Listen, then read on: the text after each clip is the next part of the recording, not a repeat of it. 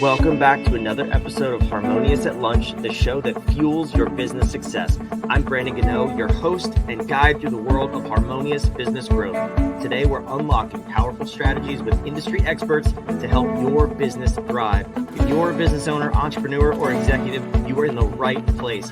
Join me and our incredible guests today on the journey to clarity, growth, and success. It is time to revolutionize your approach to business. Let's dive in with another episode of Harmonious at Lunch. Welcome back to some more bite-sized business advice. We have my personal favorite type of episode today.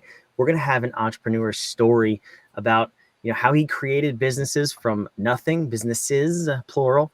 We're going to hear the story of from start to where we are today to where he's going in the future. And the common theme that we're going to talk about is be where your feet are. I got a little bit of an insight to what that means before we started recording here, but I'm excited to go over that with you, the listener, because it's such an important topic and concept. And before we dive in any further, though, I want to welcome our guest to the show here, Hunter Burkey. Welcome to the show. Absolutely, Brandon. Thanks for having me, man. I'm looking forward to it.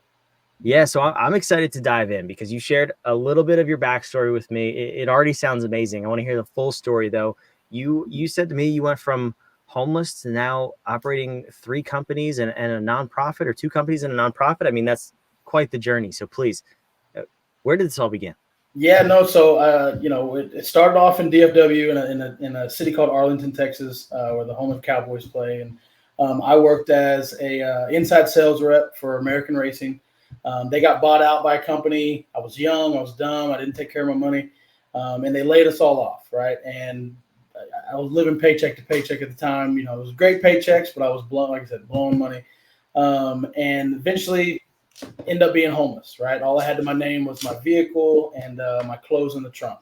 And what I would do is I would go and I would park at hotels that had free continental breakfast and stay the night in the hotel, or stay the night in the parking lot, and then get up in the morning and walk in the hotel like I was staying the night there, eat breakfast. I did have my laptop still with me, so I was trying to look for jobs and could never really find anything that stuck. I actually got hired on at Firestone for a little bit and got fired from there because I wouldn't lie to people. So that was that was a funny story. But I had a friend of mine who lived in Austin, and he was going to UT at the time. And he said, "Hey, man, why don't you come on down here, hang out with me for the weekend?" I think it was his birthday or something. Went down there, met his boss. He was working as a valet at a big restaurant in downtown Austin. And he was like, "Hey, man, I get you a job valeting. You can sleep on my couch. It's better than sleeping in your car that you've been doing for, the last however long." So I did that, took him up on the offer, got a job as a valet. A few years later, ended up becoming the lead valet of a restaurant in downtown Austin called Parkside Projects. And the owner of that business, him and I kind of hit it off. I had a good buddy of mine, actually, that was in the same boat I was at the time. And at this time, I ended up getting my own apartment. It took a while, but I got my own apartment, and I gave him the same offer that my friend gave me. And I said, "Hey, man, come down here and get your job valeting. You can sleep on my couch, and, we can figure something out." We were both in the middle of trying to get our real estate license once he moved in with me. And the owner of this restaurant that we were at, Parkside, he finally came to us and said, "Hey, I like you guys, but I don't like the company you work for. I'm looking to make a change. Is there anything you can do?" And we looked at it and we said, "Hey, give us 6 months and, we can come up with the insurance costs, the valet podiums, those kind of things. But we needed to spread it out, right, before we could afford those things."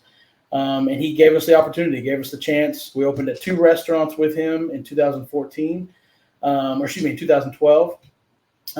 Very quickly after that, we opened up with another restaurant in 2014 called Uchi.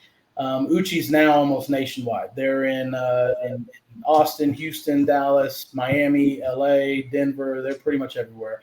And when we got locked on with them, we kind of expanded with them. We expanded to Denver. We were about to go to Miami, but it just didn't work out.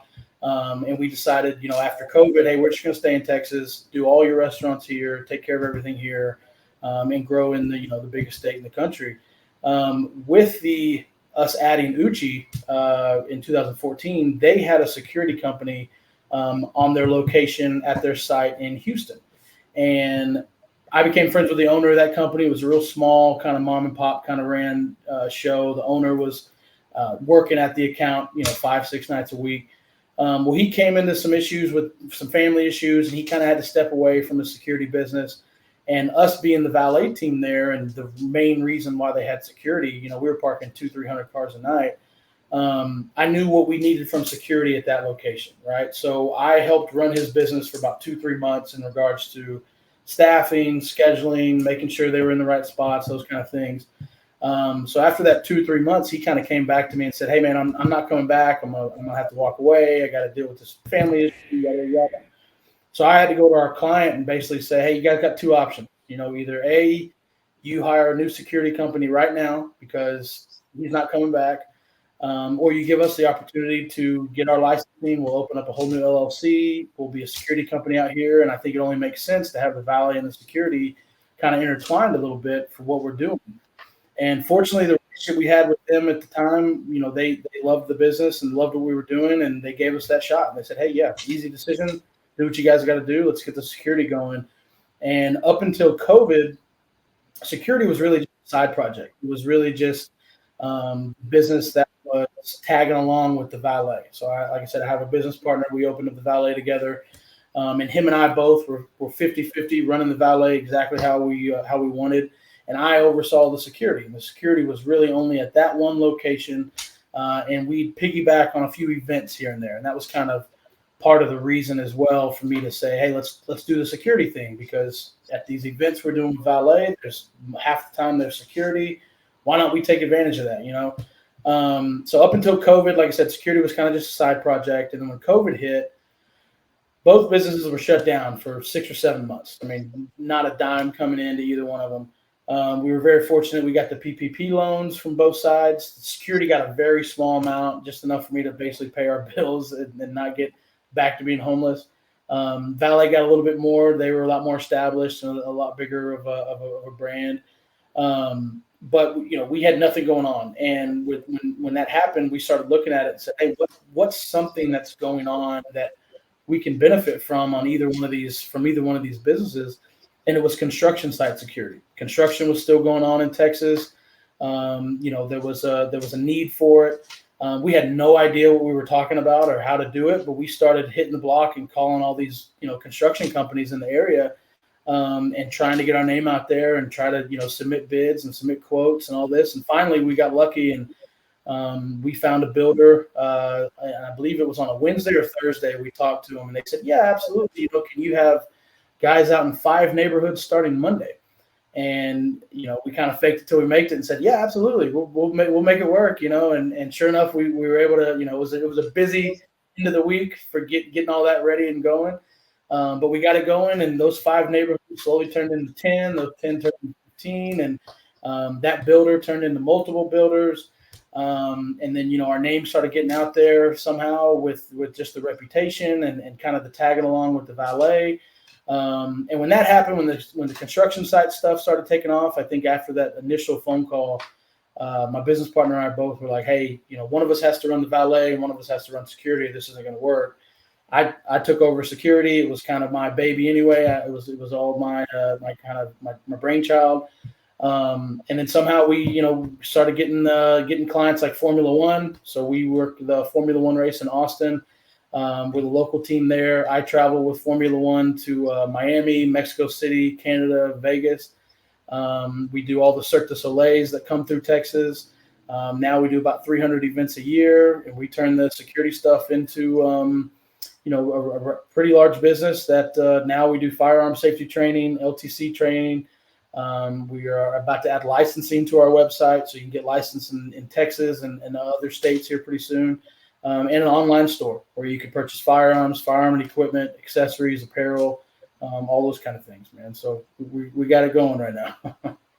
That's an incredible story, first of all, and everything made sense right up until the Formula One thing. So I don't want to skip over that because Yeah.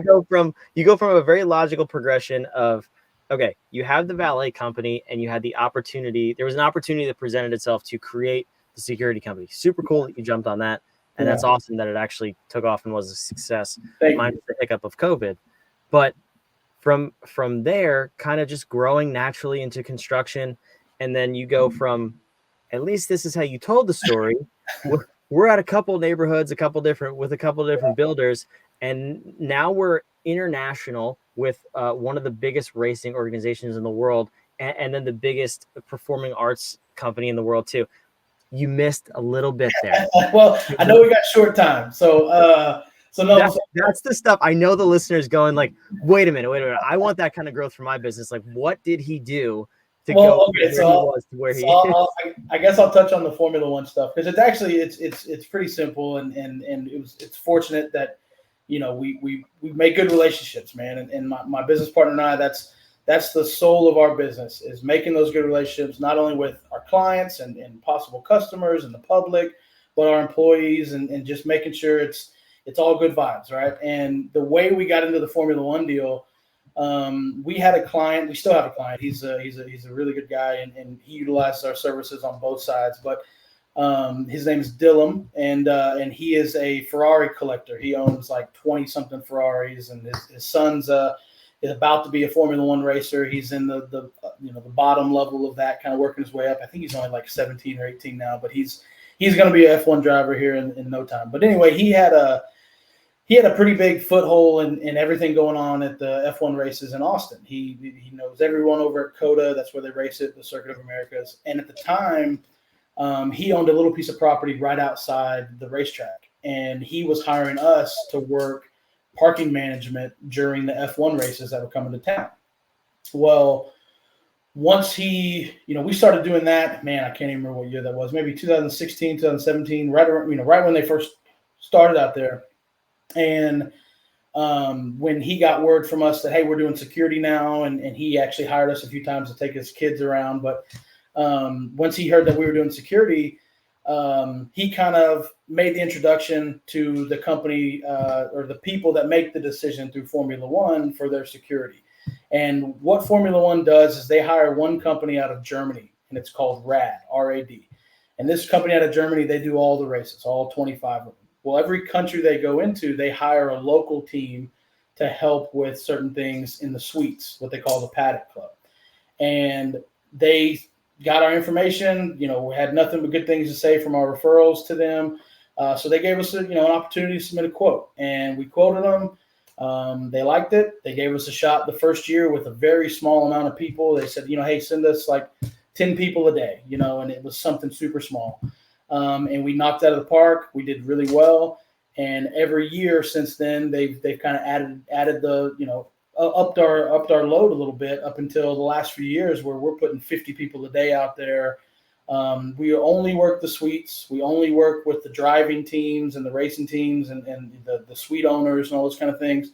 And then the last 3 years of working with them, they gave me the opportunity to say, hey, we want you to start traveling with us and travel with Formula One to these local races, or local being the American races. And then last year was the first year that they said, hey, we love the way your team's been working since 2018 when we started being with them. We love the way you have been on these travel races. We want to give you the opportunity to start bringing some of your team with you to these other locations.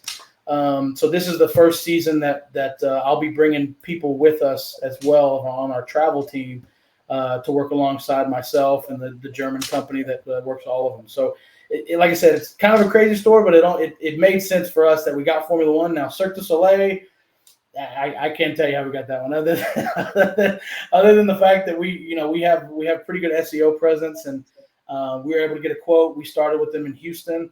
We were fortunate that we killed it and we knocked it out of the park, and they really liked what we did. And from there, we went with them to San Antonio. And then now next up, we're going to be doing the Austin and Dallas one. And they tried to get us to go to other states, just because of the way our team operates and everything. But, we said, hey, fortunately, we're only licensed in Texas right now. When and if that changes, we'll be more of assistance. But really, it's just, I guess I could say the best way that I could describe it in the short term of the growth is just relationship building, man. Just building those relationships and showing up and doing your job, It's so powerful too, because you never know, one guy who collects Ferraris, right? Yeah. You don't know who he's connected to or what that could lead to. And that's just, Exactly. It's unbelievable. You Always never know. We tell our staff all the time, you never know who you're dealing with, man. So treat everybody like, Treat everybody like you'd want to be treated. It's the old golden rule, right? But it's 100% true. You never know who you're talking with. You never know who you're dealing with. And, right now what's crazy and kind of not all over the place here, but the gentleman that gave us our start with the valet back in 2012, at the time he owned one restaurant, right? And he eventually expanded that into multiple restaurants. And now he's a part of essentially, better way to describe it is an HOA of downtown Austin. He's now the president of this HOA of downtown, and it's helping our security company expand. So that would have never happened if, we wouldn't be in the position we're in with the security if we would have never gotten that relationship with him, 12 years ago. So you never know who you're dealing with. You never know what can come from a relationship, and just always try to be the best person you can be to everybody, man.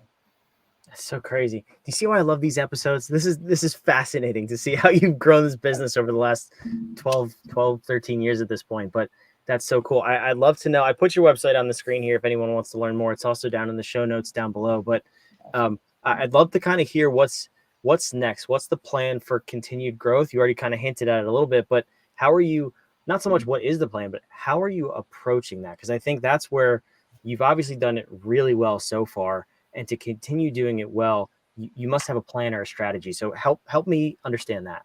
Yeah, I mean, I guess the number one strategy for us, or for me personally, is to hire a great team and hire smart people. Take criticism, take people's opinions, value people's opinions and their feedback. And I've been very fortunate that I've hired a great team around me. We have a very, very great management team. We have a great back of the house team. We meet every single week, every Tuesday, for a couple hours every Tuesday to just kind of go over what's coming up, go over what's been happening, go over any ideas. We do monthly staff meetings with our entire staff. Now, with us being kind of spread out, obviously that's hard. So thank God there's Zoom. So, we have Zoom monthly staff meetings that just kind of keep the team involved and make sure everybody understands that, even if they're in a small part of what we got going on, there's so much other things going to kind of keep people interested and excited to be a part of what we've got going on. But as far as our plan, outside of me hiring, smarter people than me, right now we are about to add the licensing to our website. So in the state of Texas, you have to have licensing to operate security, whether it's unarmed, armed, bodyguard protection. You have to have certain licensing through the state. Well, we are now eligible and about to add to our website to where you can go straight to our website, take that course through the Texas DPS, get a certificate through us, submit that, and get your licensing. We're also adding firearm safety training courses to our website so anybody can learn and get better about firearms, whether you're a novice or whether you're an advanced firearms member or a participant. You can learn everything from that. We also are adding LTC licensing. So I'm a firearms instructor. I'm an LTC instructor now. Some of our upper management team is as well. So you can now get your LTC and schedule that through our website. Those are good throughout 33 states in the country as of right now. We already have an online store. Haven't really promoted it much, but we have everything from firearms to firearms equipment to apparel to equipment. We're even adding saunas and ice baths, and we're kind of making it a whole bunch of cool things. But the goal essentially is with the licensing part of it, not only to do the licensing in Texas, but multiple states in the country have the same kind of requirements. They have the same kind of licensing requirements in regards to security. So every state that has that, we're going to become a business in those states. We're going to have the online option to get your licensing in those states, and basically try to become the the Amazon of the industry and make it to where you can go to our website, you can get a license in that state, you can get your firearms training in that state, you can get your not only your security licensing but your LTC. Then you can buy your all the equipment and gear you need to operate in the field. So that's what's next, and that's what's kind of coming up from the security side of things for sure. That's super cool. Does that allow you to also operate security in those states too? Because you're already a business. Yes. So once we get the business licensing, not all states, but some states for sure. Like we're going to do it in Florida for sure. We're going to try to do it in Nevada for sure. We're going to branch out. And whether that be through franchise opportunities or through us just kind of figuring out on our own and kind of opening up out there, we will be licensed to do so. It just kind of depends on what makes the most sense. But the main goal for that is, from a business standpoint, the e-commerce revenue, right? To get the licensing set up to where we can just do the licensing for the consumer, constantly every day, all day long through the website. Yeah, it's super cool. I love it. This has been incredible to hear your story and where you've taken the business, where you're going with it. Absolutely amazing. And hopefully that sparks something in somebody listening to say, maybe I was thinking about this a little backwards, or maybe they got an idea of how you grew your business and how they can grow theirs. So I really appreciate you sharing your story and coming on today. Yeah, man. No, it was fun. I wish we had more time, but I love it, man. I love the quick hits, man. That's cool. I hear you. Well, I got one more question, and it's how I love to end these episodes. It's a question for a question. So we believe at What If that powerful questions get you powerful answers in terms of growing your business. So is there anything, I usually reference the episode that we talked about, but even in growing your business over the last decade and a half, was there a common question that you kept asking yourself that would enable you to grow your business, or just about today's episode? What's that one powerful question you would want the listener to think about to get themselves out of maybe the rut that they're in right now and help them take that next step to grow their business? I guess the question, I would say, for me, the biggest hurdle that we ran into as a business, and still to this day, is running into problems, right? Everybody runs into problems. Everybody runs into issues. And it's the question I have for you is, how do you handle those problems, right? Because there's only two ways of doing it. There's only, you can fold and say, oh man, these problems suck. I'm done. I'm not going to do this anymore. I'm going to give up. I'm going to, try to find a 9 to 5 and make it, make it an easy decision. Or you can embrace those problems, and I embrace the problems, and fortunately our team embraces those problems. And we ran into a situation a few years ago with, when construction was such a big part of our business that, we got a phone call overnight that everything kind of paused for 6 months. And that kind of also is what kind of led us to get the training courses and the LTC and the store, and kind of branch out with certain events. So I guess the biggest question is, what do you do when you face adversity? What do you do when you face these problems? Do you give up, or do you keep moving forward, keep going towards your goal, and keep trying what you can get accomplished? Because not every day is going to be a good day. Like we have great businesses on paper. We bring in over $5 million in revenue annually, but we still run into problems. Every day we run into some problem, some fire we got to put out, some issue, and you got to be able to deal with stress that a normal person wouldn't be able to if you're going to run a business, and be successful and compete with the competition. And that's just the mindset you got to have. So yeah, what would you do? And what would you rather do in a problem? Would you rather give up, or would you rather keep going and have a success story and just, there's no Cinderella story with it. You're going to always have issues. You're going to always have problems. Nothing's going to be perfect, and it's just how you deal with it, And one day it'll make a good podcast episode, right? If you push through those problems. I love it, Hunter. Thanks for being here. For those of you watching, listening, wherever you are, we love having you here. We love sharing these stories with you and all types of episodes that we bring. We hope that it just helps you get one step further in your business, whether it's the encouragement, the tips, the advice, the mindset, the health, whatever it is. Subscribe. We'll see you on tomorrow's episode of Harmonious at Lunch.